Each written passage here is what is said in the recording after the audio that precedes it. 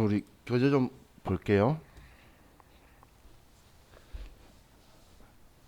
자, 저가법은 우리가 시가보다 원가 이하로 하락했을 때만 인식하는 거다라고 보시면 돼요. 그럼 왜 상승했을 때는 인식 안 하고 하락했을 때만 인식하냐면, 그냥 쉽게 생각하면 외부 이해관계자하고의 서로의 생각을 봤을 때, 자, 남자고 여자가 두 사람이 예를 들어 10년간 사귀었다고 볼게요. 그럼 여자가 외부 이해관계자예요. 그런 상황에서 이 두 사람이 10년간 사귀었는데 남자가 이제 10년 정도 되었으니까 여자한테 프로포즈 하는 거예요. 근데 프로포즈 하면서 그 여자한테 나 사실 대학교 보내야 되는 동생이 10명 있고 1년에 제사가 20번 있어. 그 이야기를 그때서야 하면 그 여자는 이 남자한테 왜 그걸 10년 동안 있으면서 진작에 말 안 했니? 그럼 그 사이 동안 내가 판단할 수 있었을 텐데 라고 혼을 내겠죠. 그렇기 때문에 안 좋은 건 미리미리 이야기를 해야 된다는 거예요. 근데 이 남자가 예를 들어서 또 다른 예로 10년간 사귀었는데 프로포즈 하면서 나 사실 재벌 3세야. 우리 아버지가 이재용이야. 이런 이야기 하는 거예요. 그럼 이 여자가 그 남자한테 너 왜 이제 이야기하니? 그런 말 할까요? 이제야 내 것이 됐구나. 나에게도 이런 일이 이런 생각을 하겠죠. 한마디로 좋은 일은 실제 일어났을 때 이야기하는 거지 만약에 사귀는 중에 이야기하면 뜬구름만 잡는다는 거예요. 그렇기 때문에 우리 지금 이 회계에서도 안 좋은 경제적 사건은 외부 이해관계자한테 그때그때 빨리 보고를 하고, 좋은 거는 실제로 일어났을 때에 나중에 팔면 이익이 더 크게 나오겠지. 만약에 물가가 상승해가지고 재고자산 가격도 높아지고 있으면 높아지게 되겠죠.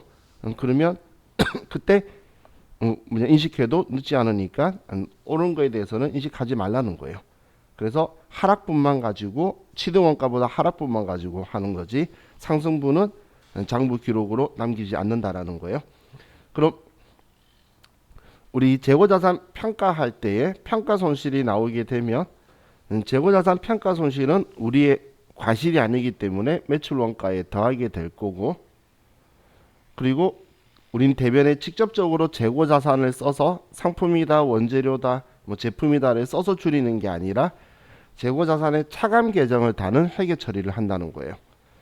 그럼 이때 제가 참고라고 표현했던 게 우리 공정가치하고 같이 하게 될 건데, 얘는 순실현 가치는 우리 제품이나 상품이나 제공품을 따질 때는 순실현 가능가치, 판매 금액에서 우리는 판매 비용들을 뺀 금액인 거예요. 예를 들어서 내가 취득원가가 1,000원인데 얘를 팔면 1,200원 받을 수 있는 거예요. 그럼 1,200원이 우리 순실현 가능액이라고 하는 게 아니라, 근데 1,200원에 팔면서 택배비 3,000원을 우리 회사가 부담해야 되는 거예요. 300원을 부담해야 되는 거예요. 그러면 우리는 실현될 수 있는 금액은 900원이 되겠죠. 그러면 순실현 가능액은 900원인 거예요. 그럼 100원의 하락이 있구나라고 보는 방식인 거고, 원재료는 우리 현행대체원가를 쓰는데, 이 현행대체원가라는 건 얘는 지금 얘를 또 사온다면 얼마 주고 살 수 있을까 그거예요. 얘를 지금 원재료가 있는데 원재료가 필요해서 또 사온다면, 대체하게 사온다면 얘를 얼마 주고 살 수 있느냐, 그걸 현행대체원가라고 표현하는 거예요. 그럼 이 가격하고 참무 가격의 차이를 봤을 때 이제 이 가격들이 참무 가격보다 낮아졌을 때 이렇게 회계 처리를 하는데, 근데 얘가 다시 환입 돌아오게 되면 우리는 이 재고자산 평가 충당금을 지워주게 되는 거예요. 그리고 우린 대변에 재고자산 평가 충당금 환입이라는 계정 과목을 쓰는데, 이 환입이라는 계정 과목은 우린 수익 처리되는 계정 과목이 아니고 과거에 하락했을 때에 우리는 매출 원가로 처리했기 때문에 이 매출 원가를 줄여주는, 차감으로 비용을 줄여주는 성격으로 처리한다는 거예요. 자, 이게 우리 재고자산 평가에 대한 이야기인데, 자, 이제 재고자산 감모 손실에 대해서 보도록 할게요.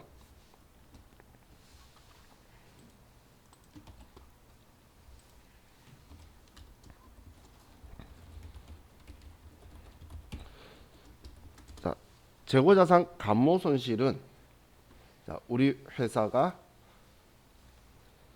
그 금요일 날 제가 표현할 때 우리는 매번 물건 팔 때마다 매출 원가를 인식하는 게 아니고 우리는 팔 때는 매출을 인식했다가 기말에 한 번에 매출 원가를 인식할 거라 그랬죠. 기억나시죠? 그럼 우리가 자, 예를 들어서 상품이 있어요. 상품이 기초 상품 재고액이 있고 기말 상품 재고액이 있고 그리고 단기 상품 매입액이 있을 때 상품 매출 원가가 되게 되는데 수량으로 했을 때는 기초 재고 수량, 뭐 매입 수량, 그리고 판매 수량이란 거고 금액으로 쓰니까 얘는 매입액이다, 재고액이다, 매출 원가다 이런 표현 쓰는 거예요. 위치 똑같은 건데 얘를 금액으로만 전환이 되어 있는 거예요. 그럼 우리가 평소에 이제 상품에 대해서 우리가 기말 상품 재고액이 예를 들어서 1,000원이 있었어요. 근데 단기 상품 매입액이 2,000원이 있어요. 그러면 기말까지 우리가 상품 매출에 대한 것만 쭉 쓰지 매출 원가는 안 썼다는 거예요. 그러다가 기말에 정확하게 실제로 기말 상품 재고액이 얼마 있는지 봤더니 1,400원치 있는 거예요. 그래서 1,400원치 있다라고 나중에 여러분들이 써줄 거예요. 컴퓨터에다가. 그러면 컴퓨터는 그러면 1,600원치 팔았네 라고 해서 분계를 컴퓨터가 여러분들이 얘를 입력을 하면 컴퓨터가 이걸 가지고 대변의 상품에 팔린 게 1,600원치다.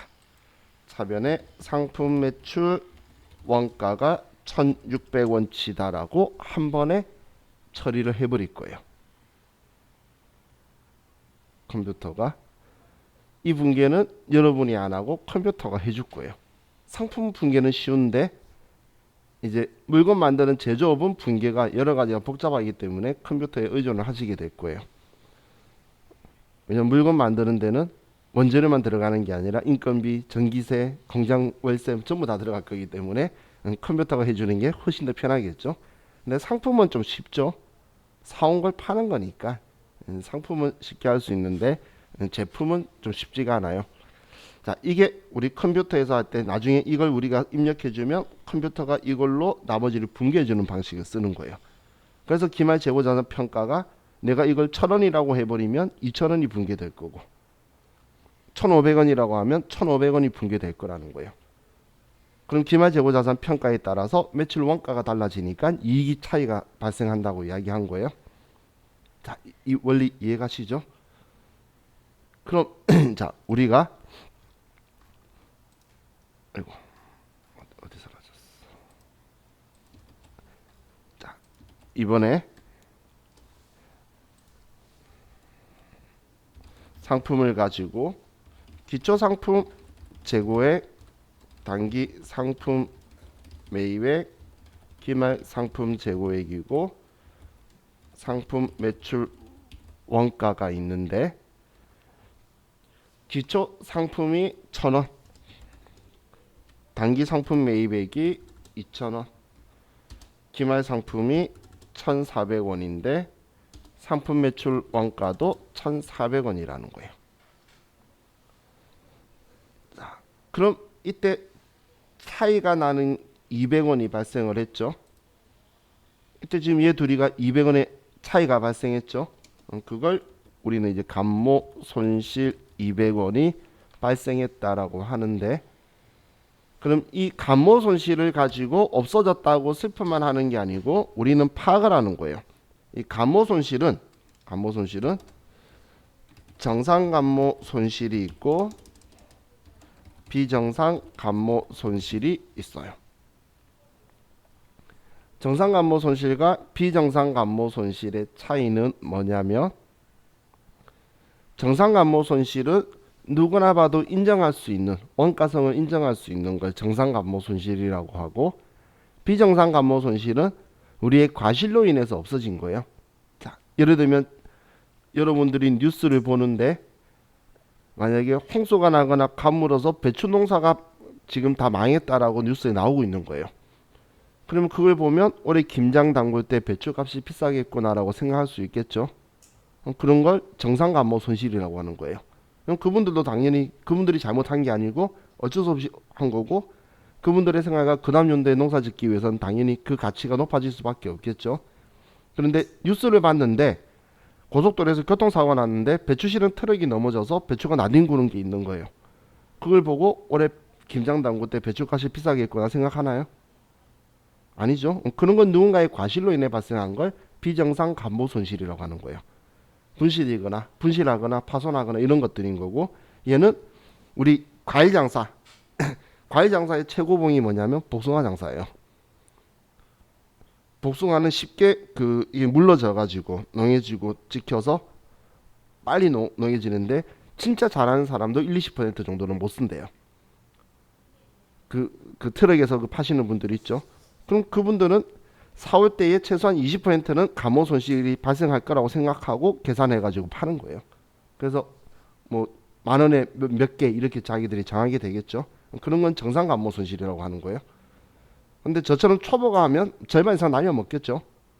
그런 걸 정상 감모 손실하면 여러분이 안 사 먹는다는 거예요. 잘하시는 분은 만 원에 예를 들어 20개 주는데 저는 7개 주고 있으면 여러분 인정 못하는 게 비정상 감모 손실인 거예요.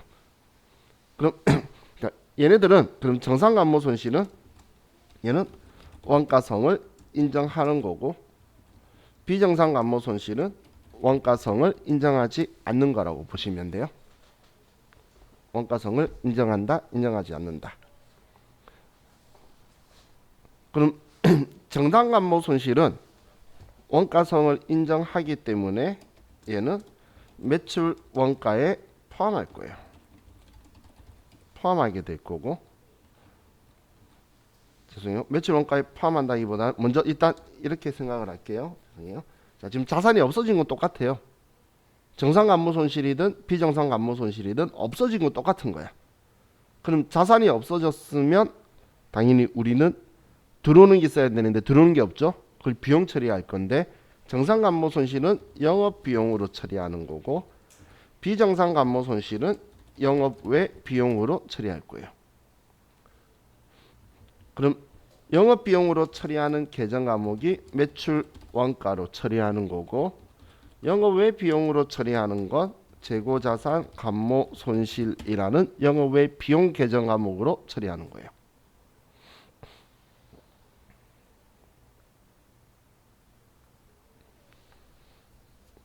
자, 그럼 이런 이야기예요. 분개를 하면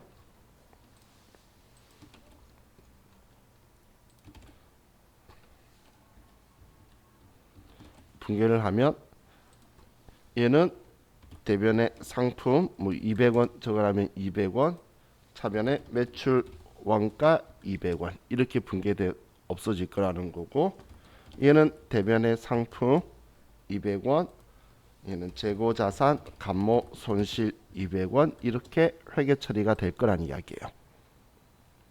정상 감모 손실이라면 이렇게 회계 처리, 비정상 감모 손실이라면 이렇게 회계 처리. 그럼 이 매출 원가가 어차피 상품 매출 원가를 이야기하는 건데, 상품이니까. 자, 그럼 자, 여기서 봤을 때 지금 1,400원이고 얘가 1,400원이에요. 그죠? 그러면 1,400원만 이 분계가 나와야 되겠죠.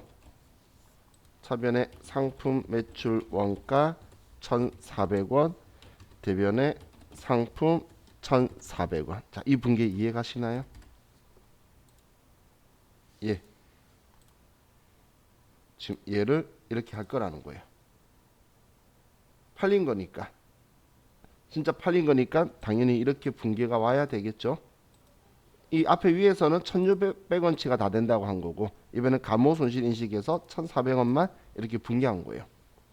그죠? 그리고 이 200원도 제가 그냥 매출 원가라고 썼는데, 상품이면 상품 매출 원가, 제품이면 제품 매출 원가가 될 거예요. 그럼 상품 매출 원가 200원이에요. 그럼 지금 이 두 붕괴 똑같죠?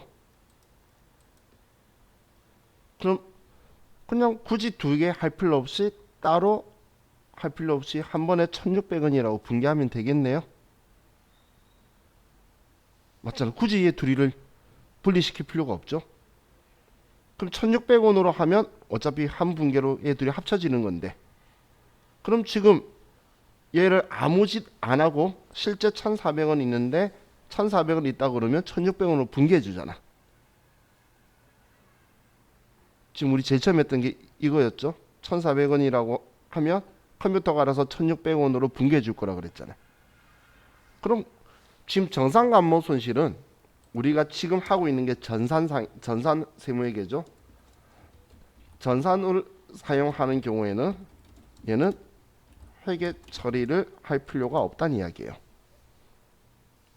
우리가 컴퓨터를 가지고 쓸 때는 굳이 이 200원 없어진 거에 대해서 이 감모 손실을 따로 회계 처리 안 해도 그냥 실제 1400원 있다라고 하면 알아서 매출 원가로 분개를 다 포함시켜서 해버리기 때문에 굳이 따로 회계 처리를 하는 작업을 할 필요가 없다는 이야기예요. 얘는 그럼 문제는 이게 문제예요. 자 보면 좀 비정상 감모 손실이 문제예요. 왜냐면 정상 감모 손실이든 비정상 감모 손실이든 1400원치 있는 건 똑같은 거잖아. 그럼 실제로 있는 게 1400원이니까 우리는 항상 실제 값을 쓴다라고 했죠. 그럼 1400원이라고 쓸 수밖에 없는데, 그런데 그럼 얘가 계속 1600원으로 분개하는 거야. 그래서 1600원으로 분개 안 되도록 하려고 우리는 기능키를 쓸 거예요. 기능키가 이 재고 자산이, 자, 기억하실게. 재고 자산이 생산이나 판매 목적 이외의 용도로 사용을 하게 되면 그때는 타계정으로 대체액이라고 해서 우리 컴퓨터 기능키에 조교 8번을 써야 돼요.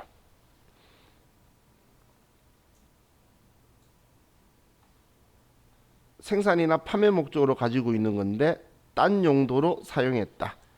딴 용도로 사용했다는 걸 다른 말로 하면 칼이 작으려나? 재고 자산이 대변에 오는 경우. 재고 자산이 대변에 오는 경우는 있을 게 없어요.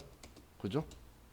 왜냐면 매출이 다 하고 나서 마지막 결산할 때 와야 되는데 대변에 재고 자산을 내가 직접 쓰게 되는 경우가 생산이나 판매 목적 외 용도로 쓴 거예요. 그때는 우리는 타계정으로 대체라고 쓰는데 적요 8번이라는 게 뭐냐면, 자 우리가 나중에 컴퓨터 할 때 컴퓨터한테 얘 딴짓거리 하는데 썼어요라고 사인 보내줘야 된다는 거예요. 그럼 딴짓거리 할 때 썼어요라고 사인 보내줄 때 우리는 대변의 상품이면 상품인데, 자, 여기에 적요에 보면 8번에 타계정으로 대체액이라는 애 있죠. 이 8번을 선택을 해주는 형식으로 방금 얼마였죠? 200원 재고자산 감모 손실이다 이렇게 표현을 하게 되면 얘가 중요한 거예요. 얘를 써주게 되면 이 표현을 제가 표현할 때, 그래서 여기에다가 여러분한테 제가 8번이라고 쓸 거예요. 그럼 이 8번을 이분은 타계정으로 대체 적요 8번이라고 하는데 이 기능키를 꼭 써주면 컴퓨터가 여기에 지금 이 금액을 산정하기 전에 1400원치 있다고 하기 전에 여기에 타계정으로 대체 200원이 들어오게 돼요. 컴퓨터가 자동으로 이걸 써주면. 그럼 200원이 상품을 200원치 딴 데 썼다라는 게 나오고 여기에 1400원이라고 하면 컴퓨터는 딴 곳에 쓴 200원 빼고 남아있는 1400원 빼고 1400원만 상품 매출 원가로 분개해 줄 거예요. 그럼 매출 원가에 포함 안 시킬 수 있잖아. 그래서 이건 매출 원가에 포함 안 시키려고 이 분개를 해야 되는 거예요. 그래서 여러분은 자, 얘는 나중 결산할 때 결산해서 쓰는 건데 비정상 감모 손실만 이걸로 분개를 하고 타계정으로 대체 적요 8번을 쓴다라는 걸 기억하시면 좋겠어요. 자, 그럼 지금 이 타계정으로 대체 적요 8번은 우리한테 중요한 요소인데, 자, 예를 보면 이번에도 기출문제 쪽으로 왔는데, 기출문제 보면 입력시 유의사항에 이런 글자가 적혀 있어요. 일반적인 적요 입력은 생략하지만 타계정 대체 거래는 적요 번호를 선택하여 입력한다라고 적혀 있죠. 한마디로 저기에 숫자 8번을 안 쓰면 틀렸다고 하겠다라고 적어둔 거예요. 그래서 제가 여기에 꼭 이 8번을 쓸 건데 여러분들도 이 8번을 꼭 기억하셔야 되고, 이건 미래에 여기에 숫자 8번 쓸 거에 대한 모양을 따라 쓴 거예요.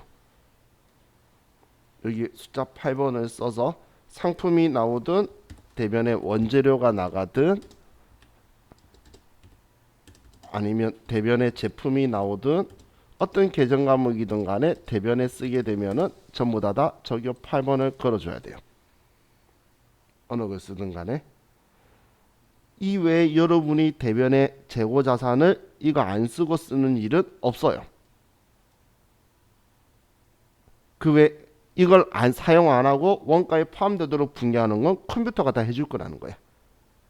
얘는 지금 원가에 포함되면 안 되는 재고 자산에 사라진 거를 원가 포함시키지 않도록 컴퓨터가 인식하도록 해주는 작업이다라고 보시면 돼요. 그래서 얘는 타계정으로 대체 적요 8번 쓰는 게 실기에서는 매우 중요한 요소예요. 이런 상으로는 얘는 정상 감모 손실은 매출 원가에 포함되고 비정상 감모 손실은 영업의 비용으로 처리한다. 이게 그 내용이지만, 근데 우리 실기적으로 필요한 게 비정상 감모 손실만 이렇게 회계 처리를 해줄 거다. 정상 감모 손실은 회계 처리를 하지 않는다. 나중에 시험에 이렇게 나올 거예요. 예를 들어 300만 원이 모자란 거예요. 200만 원은 정상 감모 손실이고 100만 원만 비정상 감모 손실이래. 그럼 100만 원만 이 처리하는 거예요. 그럼 비정상 감모 손실만 처리하고 그 없어진 재고 자산이 원재료든 상품이든 제품이든 제공품이든 적요 8번을 꼭 써줘야 된다는 거예요. 이렇게 써야 컴퓨터에 매출 원가에 포함되는 회계 처리를 컴퓨터가 안 하기 때문에 하는 거다 라고 생각하시면 돼요. 자, 여기까지가 우리 재고자산 챕터를 봤어요. 자, 재고자산은 느낌이 이게 이론 이야기하는 건지 실기 이야기하는 건지 느낌 안 오다가 갑자기 분개하고 있고 그러죠. 그죠? 얘는 그냥 용어를 제외하고는 일반적인 실제 여러분들이 분개가 일어나는 건 결산에 일어나요. 결산 때. 그렇기 때문에 우리 자주 일어나는 분개들은 우리가 직접 하는 분개는 잘 안 일어나요. 그래서 대신 우리가 금액을 써줄 거예요. 그래서 그 금액 때문에 저가법이다 아니면 정상감모 손실이다 이런 것들 가지고 나중에 기억하셔야 되니까 그건 나중에 제가 결산이나 책 바꿨을 때 다시 정리해 드릴 거예요. 결산용이기 때문에. 자, 그래서 이제 우리 비유동 자산으로 넘어갑시다. 이제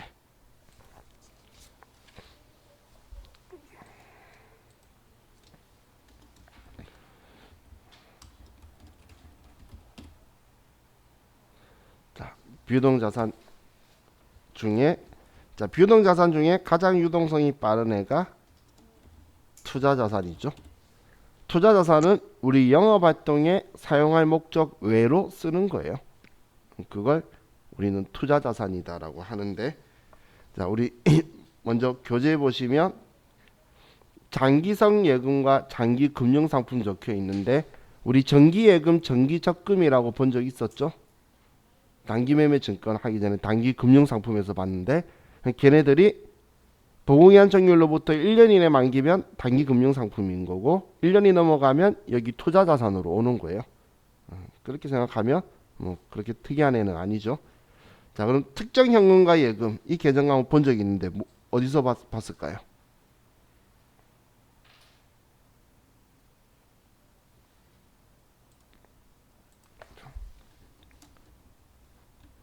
특정 현금과 예금은 사용에 제한이 있는 거치성 예금들을 주로 이야기하는 건데, 그런데 자, 얘는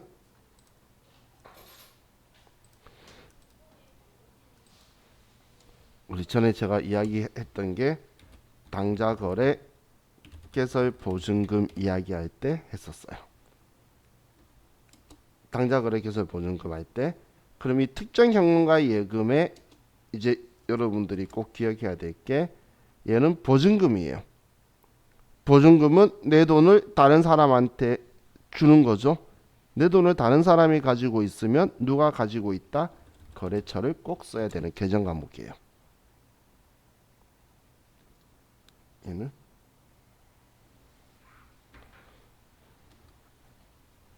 자, 예를 들면 당좌거래 개설 보증금 500만 원과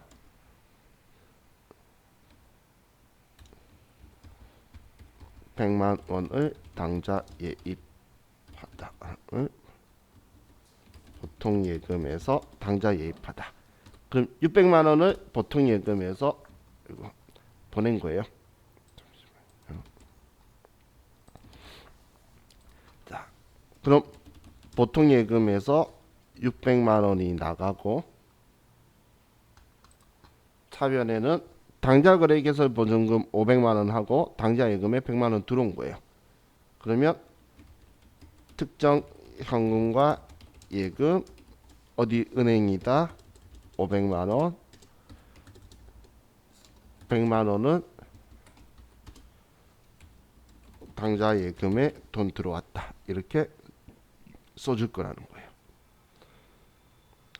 이게 다른 계정 과목들하고 좀 차이가 있는 게, 다른 계정 과목은 사실 그 계정 과목에 우리가 생각할 수 있는 키워드 글자들이 좀 들어가 있어요. 근데 얘는 그런 글자가 없는 이유가 이 당좌거래 개설 보증금을 위해서 만들어진 계정 과목이 아니에요.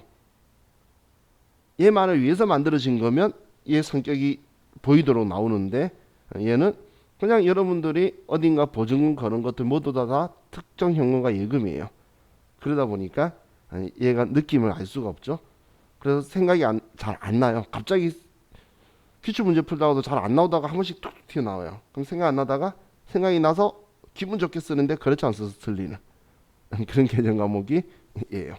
그래서 얘도 자, 일단 마음속에 기억해 두세요. 보증금은 줬던 받았던 거래처 쓰는 거예요.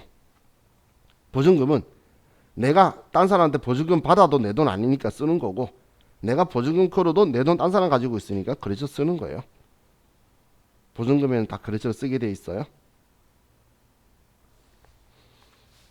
자, 다음 우리 자, 보면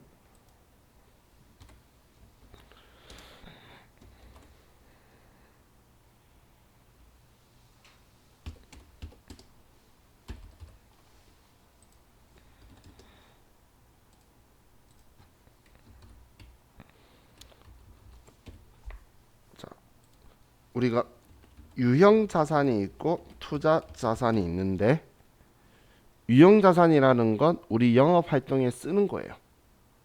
유형 자산은, 투자 자산은 우리 회사 영업 활동하고 관련이 없는 거예요. 그럼 유형 자산, 투자 자산 이렇게 봤을 때, 자, 우리가 일상생활에서 땅이라고 말하는 거 있죠? 땅, 토지 말하는 거. 이걸 우리 영업 활동에 쓴다면 계정 과목을 토지라고 써요. 영업 활동에 쓴다면. 그런데 영업 활동에 사용하지 않는다면 투자 부동산이라는 계정 과목을 쓸 거예요. 영업 활동에 사용하지 않으면. 그럼 우리가 건물이다 라고 말하는 건축물들 있죠. 건물도 영업 활동에 쓴다면 건물이라는 계정 과목을 쓸 거예요. 그런데 영업활동에 사용하지 않으면 투자부동산이라는 계정 과목을 쓸 거예요. 구분 없이. 우리 땅도 부동산이라 그러고 건물도 부동산이라 그러죠. 일상생활에서도. 근데 영업활동에 쓰는 거 아니면 얘 둘이는 구분 없이 다 투자부동산인데 영업활동에 쓰는 경우에만 토지다 건물이다. 근데 영업활동에 쓴다는 걸 그래서 시험에서는 본사 사옥으로 사용하기 위해 짓기 위해 공장 건물을 짓기 위해 공장 건물을 쓰기 위해 이런 식으로 적혀 있어요. 그럼 영업활동에 쓰는 거니까 그런 경우는 토지 건물을 쓰라는 이야기고 그게 말이 없으면 그냥 얘인 거예요 원래. 그리고 투자 목적으로 땅 샀다 건물 샀다면 그냥 투자 부동산인 거예요. 그럼 자 예를 들면 자, 우리 회사가 그냥 투자 목적으로 토지 1억 원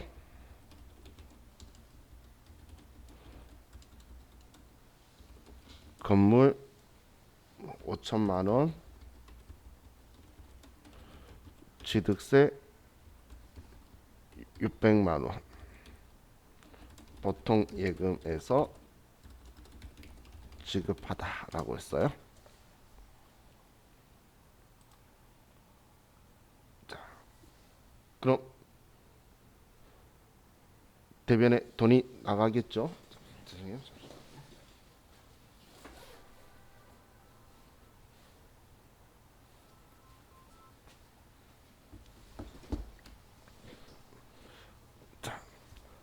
전화가 벨로 돼 있어서 소리가 나서. 자, 그럼 보통 예금에서 돈 나간 거는 1억 5,600만 원이 나갔어요. 자, 토지는 계정 과목이 뭘까요? 투자 부동산이겠죠? 그럼 건물은 계정 과목은 투자 부동산. 그럼 취득세는 뭐라고 해야 될까?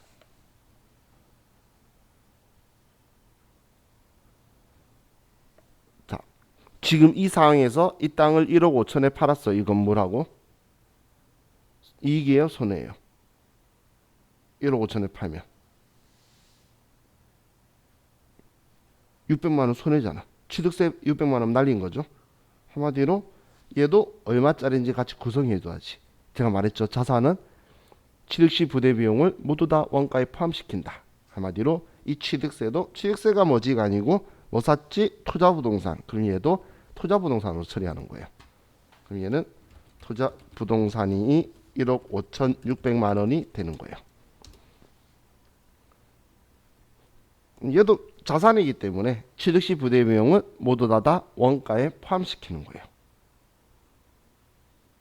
만약에 우리 회사 건물 지을 땅을 사는 취득세였으면 토지라고 할 거였어요.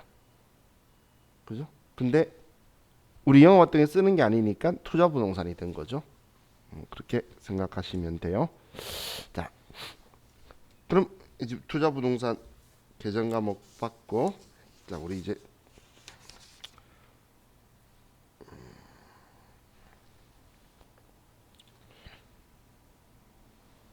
우리 교재에서는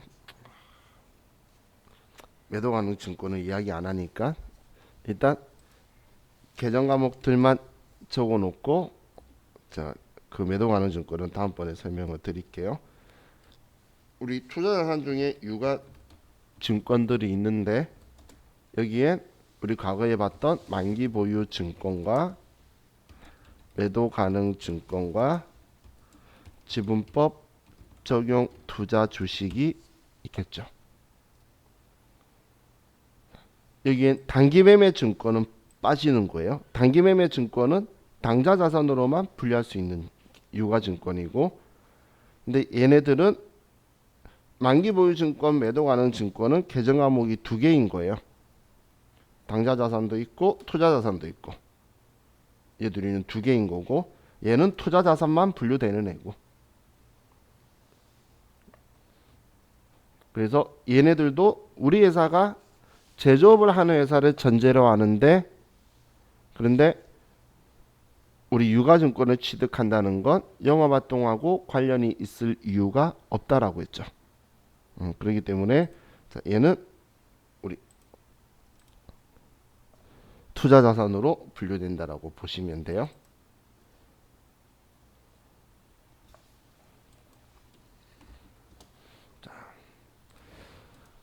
그럼 이제 다음 페이지로 넘기셔서 유형자산을 봅시다. 유형자산은 시험에 나와요. 이론, 실기, 결산 전부 다 나와요.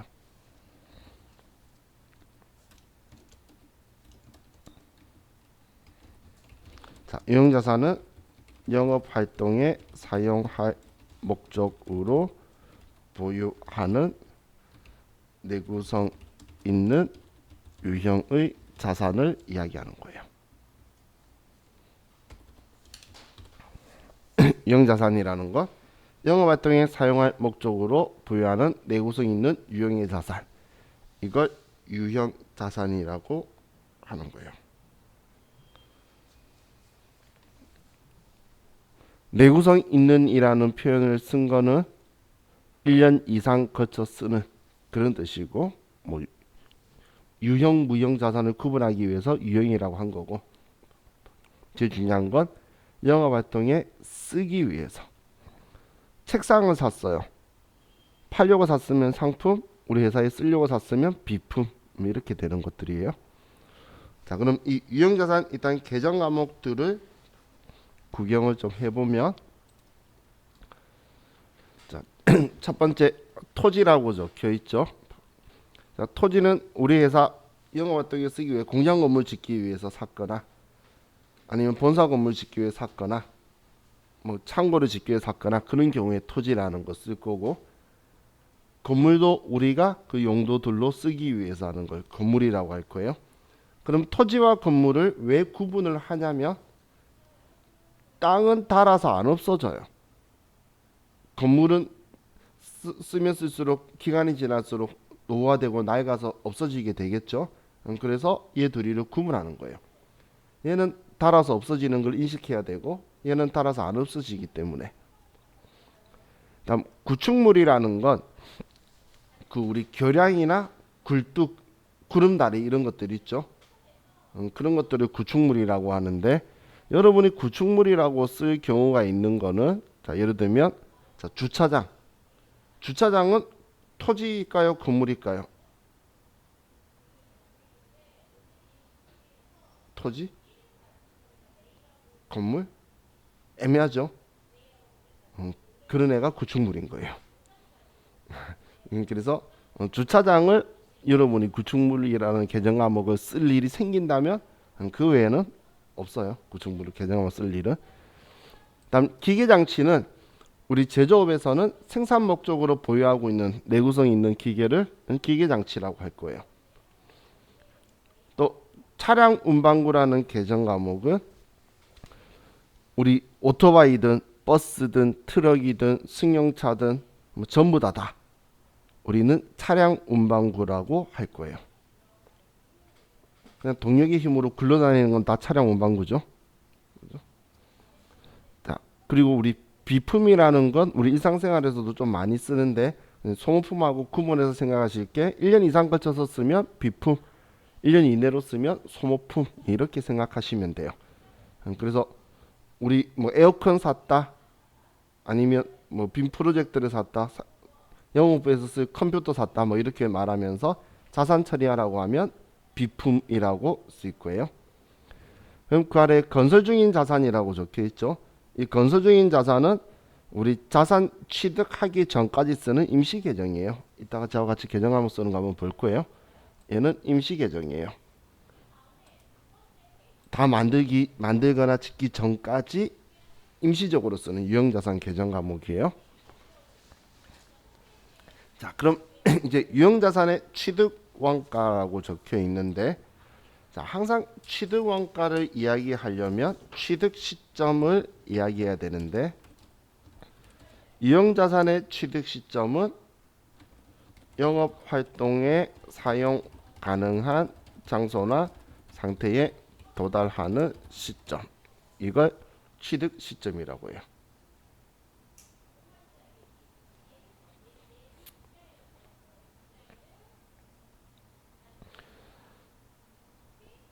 그럼 얘는 취득 시점 이전의 지출분은 우리 유형 자산으로 처리하는 거고,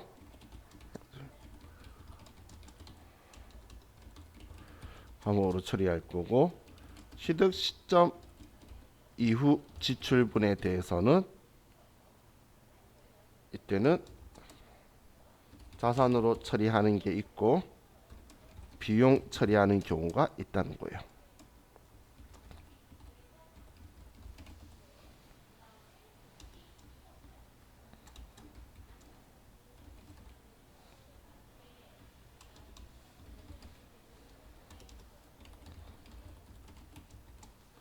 이렇게 두 개가, 그럼 재고자산 때랑 좀 다르죠.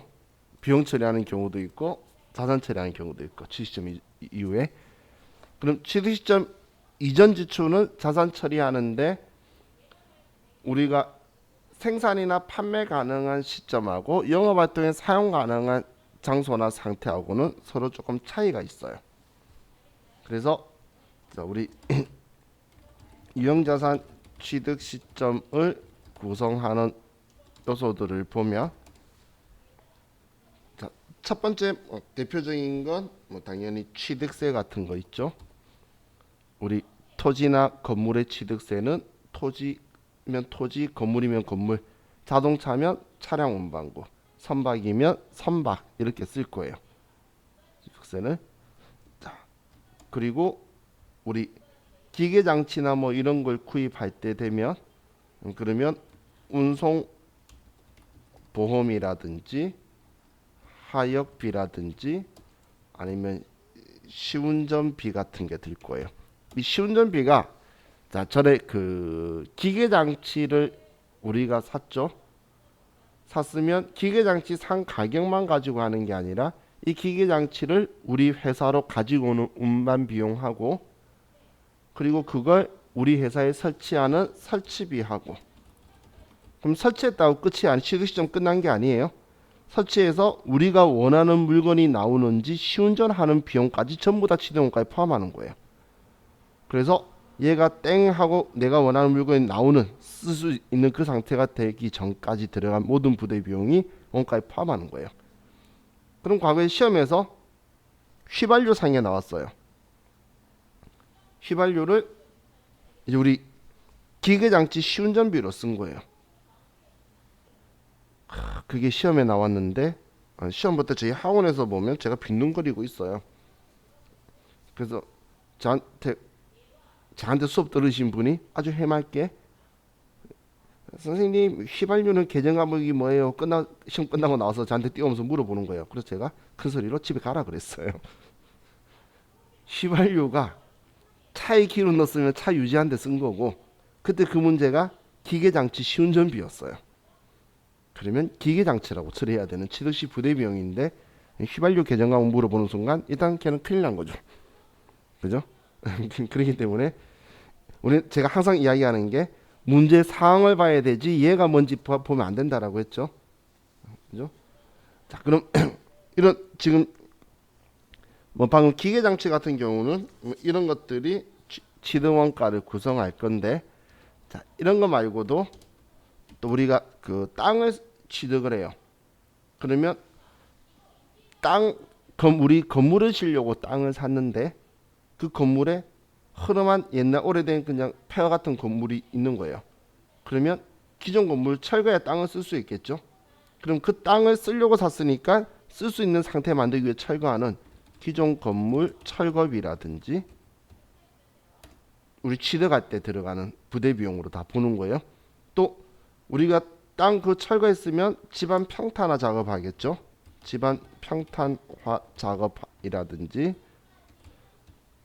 혹은 우리 등기 재비용이라든지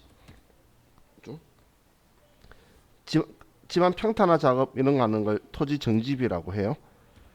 그리고 취득세를 납부하는 자산들은 지역개발 채권을 사게 만드는데 우리가 불가피하게 매입하는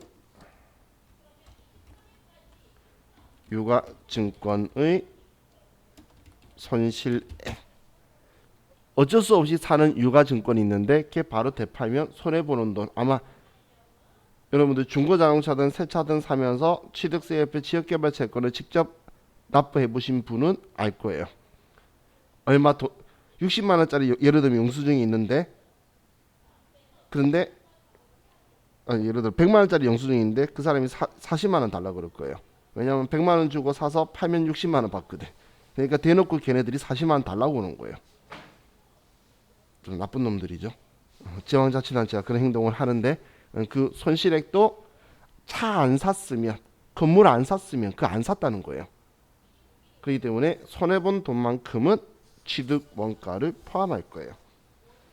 참 뭔가를 좀 더 많은 포괄적으로 들어가는 것 같죠. 얘는 재고자산 때보다는. 자, 같이 하면서 케이스 바이 케이스로 하나씩 볼 거예요. 그럼 지금 이것들을 우리가 취득하게 되면, 취득할 때 들어가게 되면 장부에 토지면 토지다, 건물이면 건물이다, 자동차면 차량 운반구다, 기계면 기계장치다라고 쓰는데, 그런데 자, 지금 우리 교재에 안 적혀 있는, 지금 얘는 외부 구입인 거고 자가 건설이라는 게 있어요.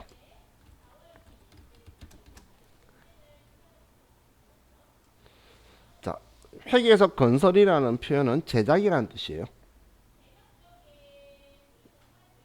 그래서 건설한다고 해서 꼭 건물만 생각하시면 안 돼요. 자가 건설이란 말은 자가 제작을 이야기하는 거예요. 그럼 우리가 제작을 하는데 외부에서 구입하든 자가 제작하든 취득 원가를 전부 다 포함하는 범위는 똑같겠죠. 그래서 이 자가 건설은 완공 시까지 지출한 취득 원가 구성 요소는 전부 다 건설 중인 자산으로 처리를 할 거예요.